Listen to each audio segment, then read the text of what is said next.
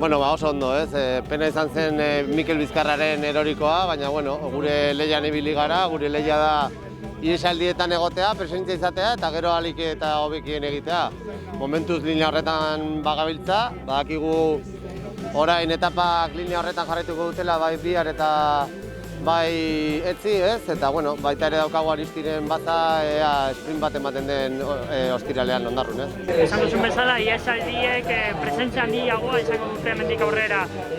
Aukera ikusi duzu egunen baten ihesaldia iristeko? Bai, posible da, inoiz ez dakizu, ez? Eta horregatik beti egon barzara lehian, baliteke gaur egotea, baina ikusi behar nor joaten den eskapadan, ez? Gu bertan egoteko saiakerak egingo ditugu eta horretan emango dugu gure aukera nagusia, ez? Bizkarraren bajak planak asko aldatu dizkizu?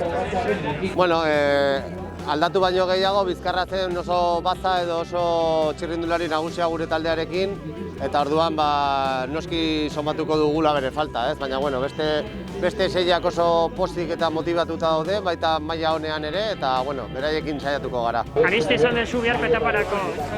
Esaten da, sprinteako etapa izango gala.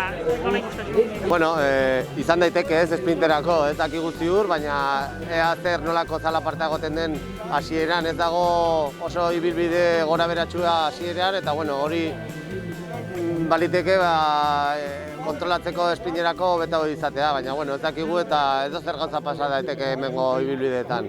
Venga, eskerrik asko zuei.